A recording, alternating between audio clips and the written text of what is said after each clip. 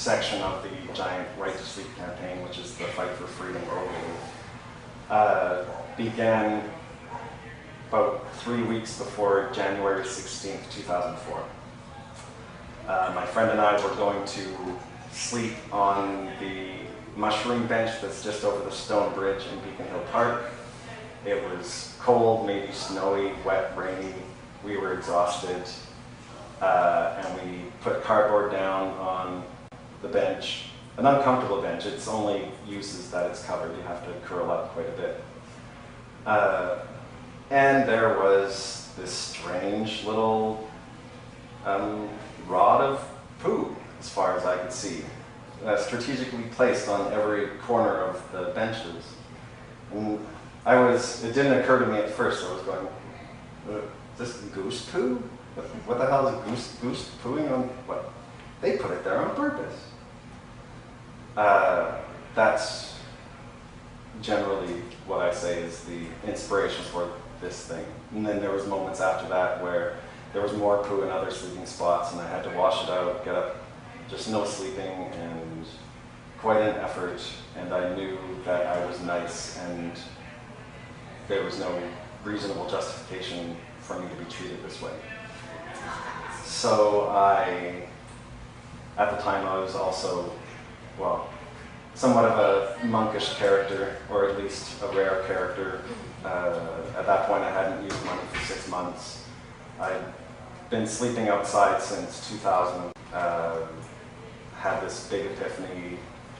I was down meditating at the causeway every day for years, 5 years, minus 3 or 4 days a month, sort of thing, for 2 to 10 hours a day, talking about the meaning of life constantly with everyone. Like 10 to 15 people would stop every day, round average.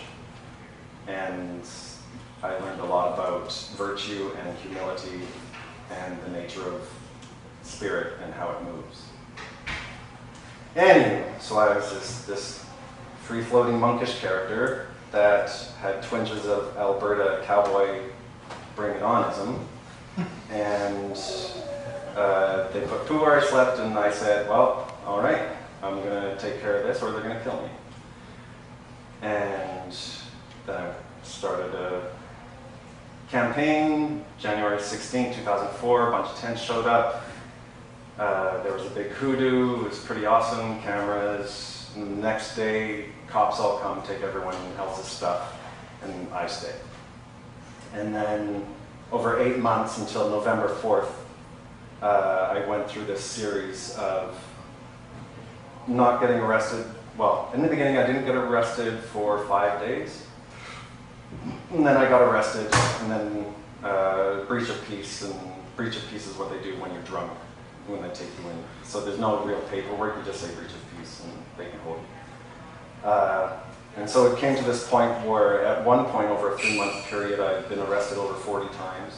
I was almost getting arrested every second day or every night for this 8 months, minus a month where it was pretty slack and another month and whatever. It was scattered. It was really interesting. Driven out of city limits 6 times, multiple times in jail. Then the St. Anne's, or the Provincial Capital Commission, hired a security guard with the express purpose of not calling the police, but just not letting me sleep. And he was there for 21 days. And that's after the first night, which was incredibly surreal, where this fellow showed up. Just a security guard. It was this central security. They don't exist anymore, coincidentally. And I got there at about 10:30. I had a really good day. I enjoyed good karma a lot. Met a friend I hadn't seen in 3 years, and he had this really nice tobacco pipe, and he kicked it down with this fancy hazelnut rum tobacco, and I was all like chilling, and I might have had a little weed.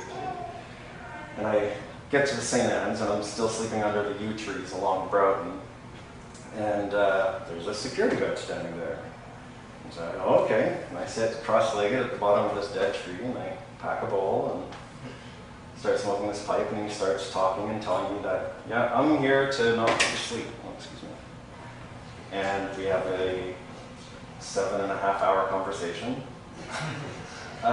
with me smoking a pipe, meditating, talking, smoking a pipe, meditating, talking. And it was then that oh, this is torture. Interesting. And I knew then, although I've known points before, just fundamentally, oh, I've won this whole thing. There's going to be success. They have no legal or feasible option to do what they need to do. Like, they keep on relying on childish instigational device of relying on people's fear of you to move you along, sort of thing, that they have no regard for law, which makes this all very interesting, because it was last year sometime, it really occurred to me how much respect I have for the Canadian Charter of Rights and Freedoms. Not that I believe in borders, of course. Pierre Trudeau may have been an angelic genius, because essentially it's the Charter of Rights and Freedoms is the thing that protects us from the other side of the coin, which is that we are a constitutional monarchy, and that we have no rights but for the Queen's allowance, essentially. And so the Charter of Rights and Freedoms acknowledges the supremacy of God. Now, whatever concept you have, ultimately acknowledging the supremacy of God is acknowledging that there is a singular truth and justice is based off of it. And so that saves us from the Crown doing whatever it wants as far as Section 1 exemptions and things like that. And where was I? Oh, so I get arrested on November 4th for 14 days previous, leading up to November 4th, I was building cardboard houses because it was really cold and I was having a hard time finding blankets and shower curtains and curtains in the dumpsters to keep me warm because they'd stole my blanket every day because I refused to carry a blanket around. And I get arrested, and then it starts this series of getting arrested, going to trial, getting convicted, doing time, getting arrested, going to trial, getting convicted, doing time. Again and again, that happened 6 times, and then the 7th time was this 7-month sentence, and I went to jail and fasted for 36 days, and it was all hubbub in newspapers.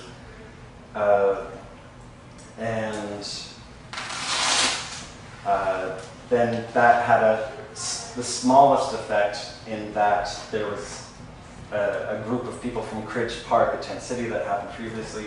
Excuse the convolutedness again. There was a court case that is going to lead to the charter challenge, and my fasting in jail somehow forced them to attach my name to these court proceedings, even though essentially the St. Anne's campaign was the inspiration for Cridge Park. They took it upon themselves not to include me in the initial paperwork. And more arrests, waiting, frustrations, bravado, getting arrested. It seemed every year I would do this thing for 20 days and then 30 days and get arrested around Christmas, and it led to 2008, where the Supreme Court ruled that it was unconstitutional to deny people the right to erect shelter. And then that was the big national, what? You just said homeless people can set up tents in any park they want? What? And then 4 days after that, the city came out with this bylaw policy, and then the bylaw policy was found to be not functional.